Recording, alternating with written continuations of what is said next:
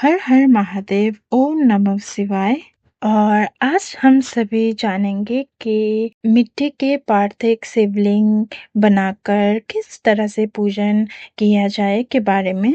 आप सभी को पता होगा कि मिट्टी की शिवलिंग बनाने से बहुत ही ज़्यादा फल प्राप्त होता है, बहुत ही ज़्यादा फलदायी होता है। शास्त्रों के अनुसार ऐसा कहा जाता है कि यदि आप मिट्टी के शिवलिंग से पूजन करते हैं तो आपको बहुत अच्छा फल मिलता है, आपको शिव जी की कृपा प्राप्त होती है।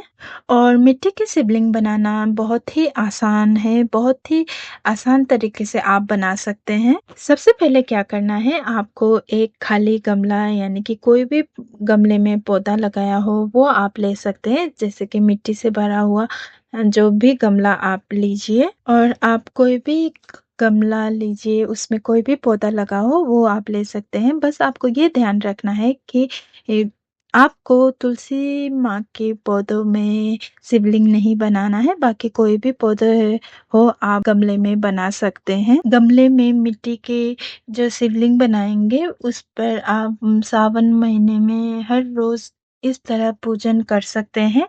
बस आपको एक पिंडी बनानी है गमले में, जिस गमले से आप शिवलिंग बना रहे हैं, जिसमें आप पूजन करना चाहते हैं, उस गमले को लीजिए और उसके जो मिट्टी है आप हाथों में लेकर पिंडी बना लीजिए। और इस तरह से पिंडी आप बना लीजिए। पिंडी बनाने के बाद शिवलिंग के आकार दीजिए। आकार देकर जहाँ पर गमला है उधर ही आप इस पिंडी को भी स्थापित कर दीजिए।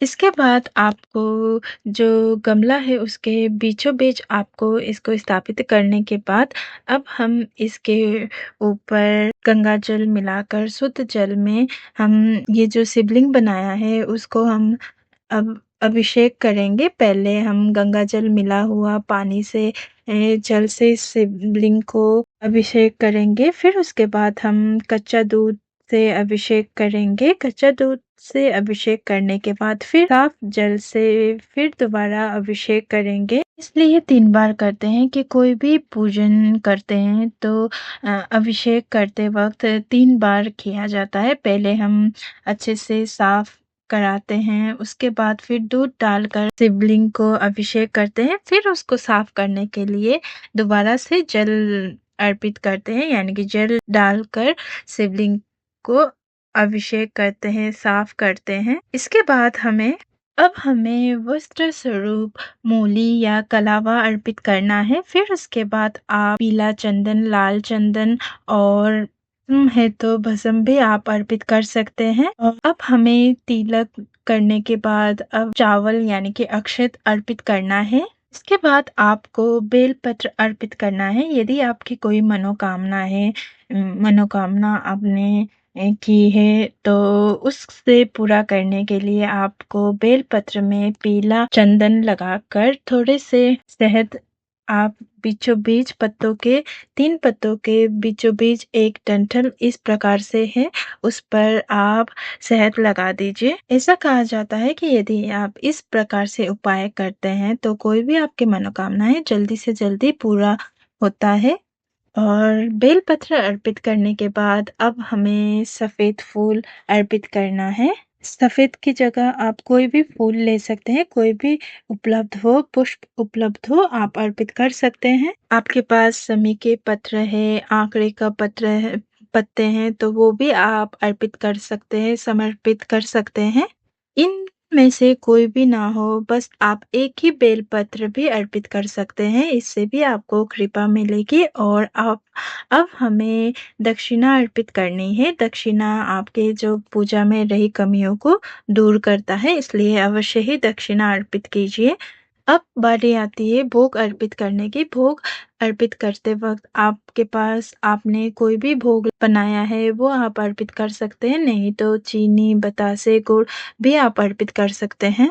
फल में आप ऋतुफल कोई भी फल अर्पित कर सकते हैं। और बेलपत्र आप 1 2 3 4 5 आप इस प्रकार से भी अर्पित कर सकते हैं, नहीं तो एक ही काफी हो सकता है। और इसके बाद अब हमें दीपक प्रज्वलित करना है। सावन के महीने में शिव जी को हम दीपक तिल के तेल का या फिर देसी घी के दीपक भी प्रज्वलित कर सकते हैं।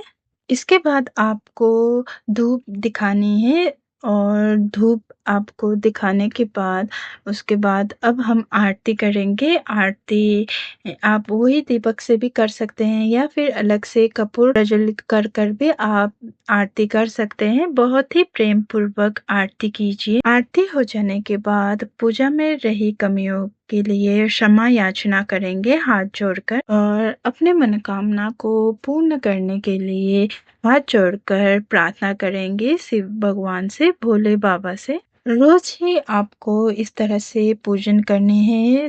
लिंग के पार्थिव शिवलिंग बनाकर इस तरह से पूजन करने हैं और जो भी मनोकामना है आपको मन ही मन भोले बाबा से कहना है। जल्दी ही आपके मनोकामना पूर्ण हो जाता है। जो भी हमने भोग प्रसाद अर्पित किया है वो सारे भोग प्रसाद आप अपने परिवार में बांट दीजिए और ये जो हमारे दक्षिणा है वो आपको पूरे 1 महीना सावन में ये इसे इकट्ठा करना है और सावन महीना खत्म हो जाता है तब आपको मंदिर में जाकर किसी जरूरतमंद को दान दे सकते हैं। पंडित जी को भी आप दान दे सकते हैं।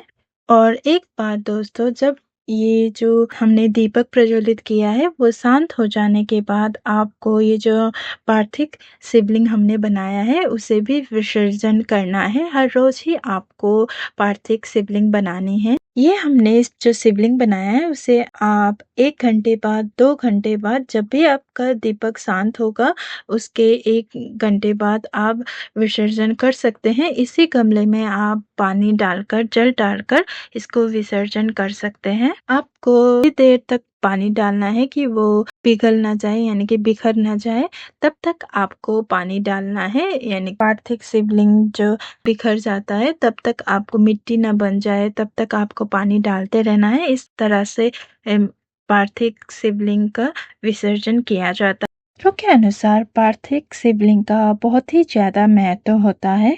पार्थिव शिवलिंग यानी कि मिट्टी की शिवलिंग जो बनाकर पूजन करता है, अभिषेक करता है तो उनकी मनोकामना जल्दी ही पूरी होता है, ऐसा शास्त्रों का कहना है। शास्त्रों में कहा जाता है। इसी तरह से आप रोज पार्थिव शिवलिंग बनाकर पूजन करेंगे तो मनोकामना पूर्ण होता है। जो भी आपकी मनोकामना है, इच्छा है वो पूर्ण होता है। इसलिए आप हर रोज इसी प्रकार से पूजन करें और अभिषेक करें। आपकी इच्छा मनोकामना सारी पूरी होती है। यदि आपके पास समय नहीं है, किसी कारणवश आप रोजाना पार्थिव शिवलिंग नहीं बना पा रहे हैं तो हर सोमवार के दिन जो होता है सावन महीने में आप शिवलिंग बना सकते हैं। बस एक ही दिन हर सोमवार आप ये कार्य कर सकते हैं। इससे भी आपको फल प्राप्त होता है और उम्मीद करती हूँ आप सबको ये वीडियो अच्छा लगा